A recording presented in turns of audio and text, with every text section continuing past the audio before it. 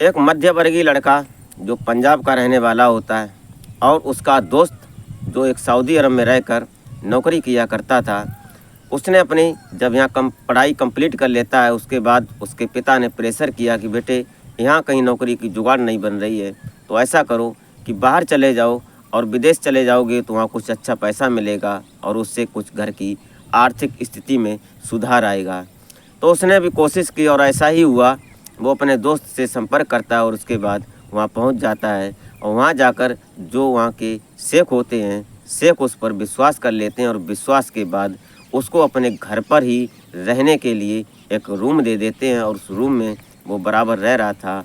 उसके बाद जब एक दिन वो शेख अपने काम के सिलसिले में विदेश जाते हैं और वहाँ जब 2-4 दिन लग जाते हैं, तो उधर जो शेख की पत्नी होती है वो उस लड़के के साथ कुछ नाजायज़ संबंध बनाना चाहती थी और उससे वो इनकार कर देता है, क्योंकि वो पीछे से किन्नर था, उसकी ऐसी स्थिति थी। और उसके बाद जो उसके पिता ने उसको समझाया था, इसलिए वो ऐसा काम नहीं करना चाहता था। तो दोस्तों, इस कहानी में आप बराबर बने रहिएगा और समझने की कोशिश करते हैं।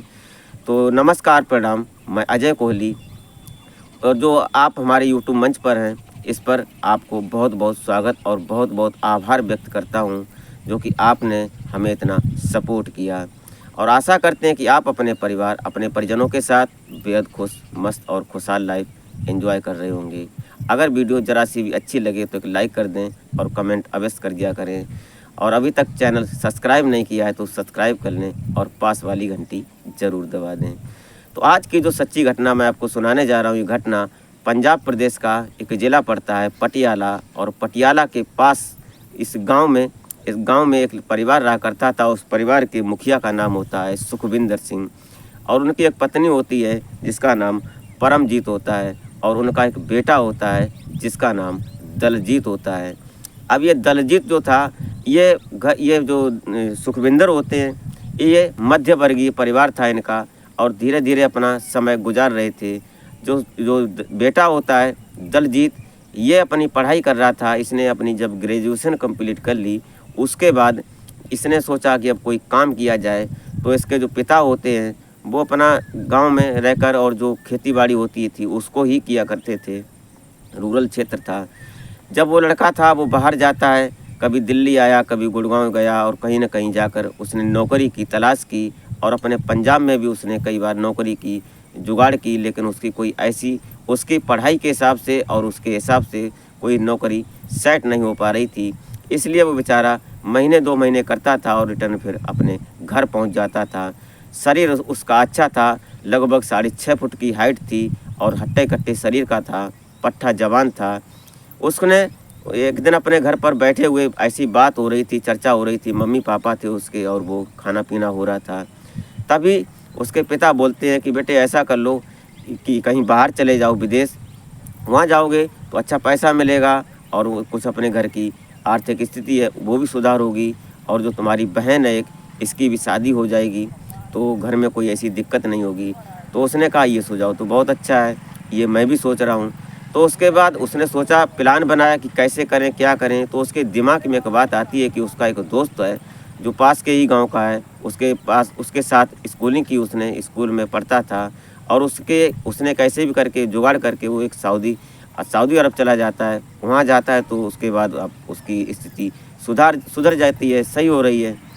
ऐसा ही उसने सोचा, तो उस दोस्त से वो फ़ोन करता है और फ़ोन पर उससे बोलता है कि यार ऐसा करो कि हमारे काम की जुगाड़ बनाओ, हम भी सऊदी अरब आना चाहते हैं और हम वहीं काम करना चाहते हैं। तो उसने कहा कि यार ऐसी क्या बात है, हम तुम्हारी व्यवस्था करते हैं और तुम वीज़ा पासपोर्ट की जो वीज़ा है वो हम करवाते हैं, और पासपोर्ट ये सब व्यवस्था करते हैं, और तुम पैसों की व्यवस्था रखो। ऐसा ही हुआ, लगभग 2 महीने का वक्त गुजरता है और उसका वीज़ा पासपोर्ट तैयार हो जाता है। अब तो हर दिन उससे बात होने लगी थी। अब जब बात हो रही थी तो उसने बताया कि तुम्हारा कंप्लीट हो गया है कागजात, अब तुम तैयार हो जाओ। तो फिर वो निकलता है अपने घर से, और जब पहुंचता है सऊदी अरब तो उसका दोस्त जो एयरपोर्ट पर उसका इंतज़ार कर रहा था, वो मिलते हैं, दोनों बड़ा खुश होते हैं, क्योंकि अपने देश से जब कोई जाता है या अपने देश का कोई मिलता है तो बड़ी खुशी होती है वहाँ पर। तो ऐसा ही हुआ, मिलने के बाद दोनों अपने मिलते हैं, गले लगते हैं। फिर वो अपने घर ले जाता है, अपने कमरे पर, जहाँ उसने कमरा ले रखा था और जिस कंपनी में वो काम कर रहा था। फिर अगले दिन वो एक शेख के पास लेकर जाता है, जिस शेख से उसने बात कर रखी थी। उस शेख के यहाँ जाता है। उस शेख का कारोबार होता है सोने चांदी का, और वहाँ पर एक छोटी सी फैक्ट्री थी। उस छोटी सी फैक्ट्री में कुछ लोग काम करते थे। तो वहाँ जाते हैं। जब ये दलजीत जो होता है, दलजीत जो उस शेख होता है, उस शेख के यहाँ काम करने लगता है। लेकिन उस शेख की एक शर्त थी कि देखो, यहाँ काम ईमानदारी से करना है।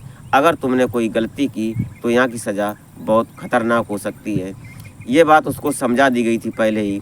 तो उसने कहा कि बिल्कुल ऐसा ही होगा, और उसने बड़ी ईमानदारी और बड़ी मेहनत से उसके पास काम करने लगा, और शेख उसके काम से बड़ा खुश था। लगभग 6 महीने का वक्त गुजर जाता है, और जब उसके काम और उसके तजुर्बे से, उसकी बातचीत को देखकर शेख उस पर बहुत प्रसन्न हो जाता है। और प्रसन्नता के बाद एक दिन वो बोलता है कि ऐसा करो कि तुम जो रूम तुमने भाड़े पर ले रखा है उसको छोड़ो और हमारे घर पर ही रुक जाओ, हमारे घर पर ही रहो, क्योंकि मुझे तुम पर विश्वास हो गया है। वहाँ रहोगे तो हमारे यहाँ जो और नौकर हैं वो जो खाना बनाते हैं उसके साथ तुम्हारा खाना पीना भी हो जाया करेगा, और तुम्हारा किराया भी बच जाएगा, और तुम काम करने में और अच्छी तरह से काम कर सकोगे। तो उसने कहा कि ये तो बहुत अच्छी बात है, हमारी बचत हो जाएगी।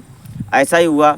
उस शेख के यहाँ जो अपना पहले कमरा ले रखा था, वहाँ से अपना सामान जो होता है वो ट्रांसफ़र करता है और उस शेख के यहाँ रहने लगता है।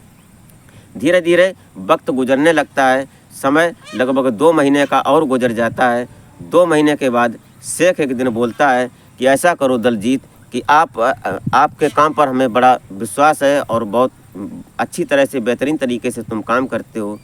तो ऐसा करो कि मुझे 2-4 दिन के लिए बाहर जाना है, और हम अपने काम के सिलसिले में जा रहे हैं, जो हमारा कारोबार है उसके सिलसिले में जाना है मुझे, और तुम काम संभाल लोगे। तो दलजीत बिल्कुल खुश होकर बोलता है कि क्यों नहीं, हम इस काम को संभालने के लिए बिल्कुल तैयार हैं, कोई हमें दिक्कत नहीं है।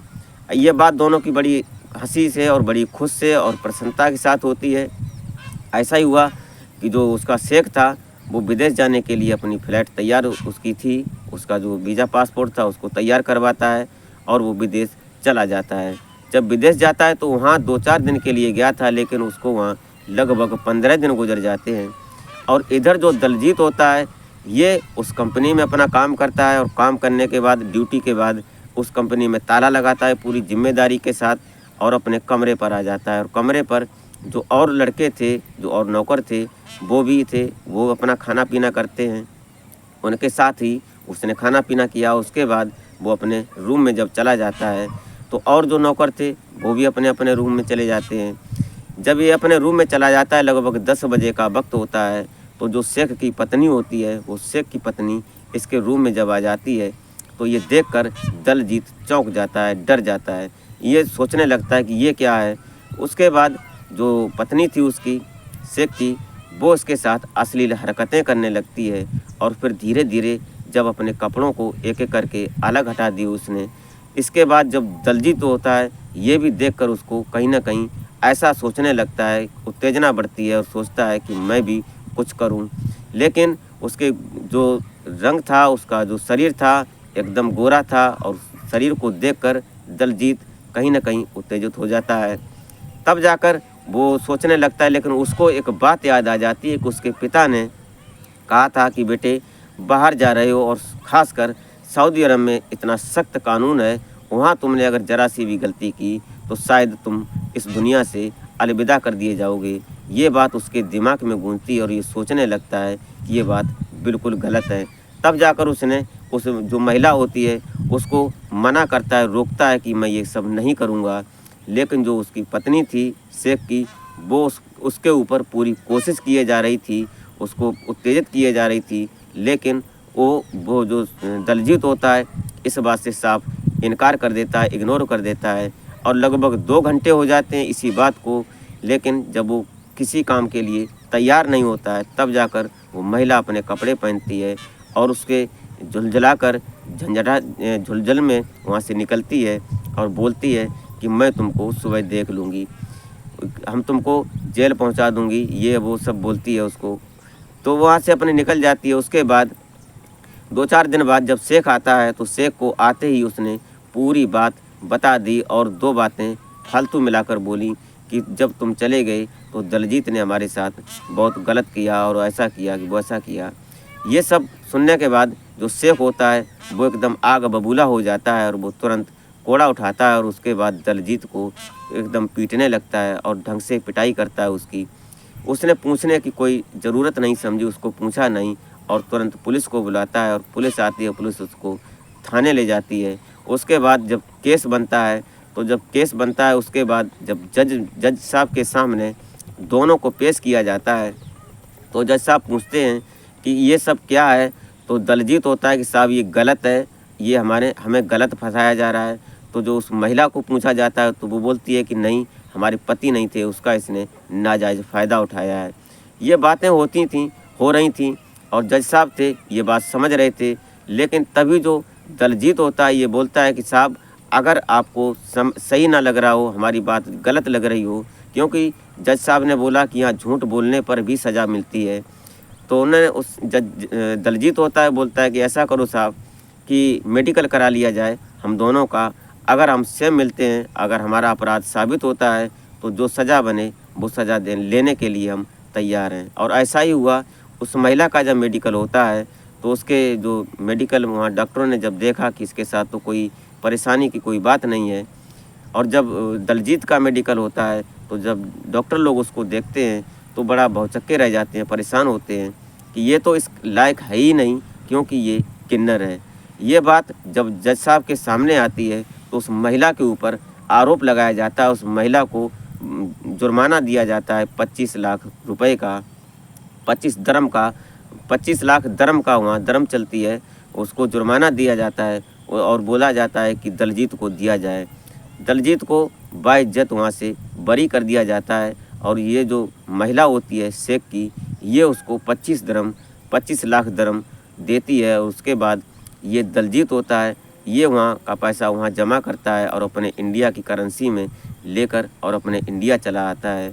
उसके बाद जब घर आता है तो अपने पिता के पैरों के नीचे बैठ जाता है और बोलता है कि पिताजी हमने गलती तो नहीं की, लेकिन हमें सज़ा मिली होती, हमें सज़ा ही मिली।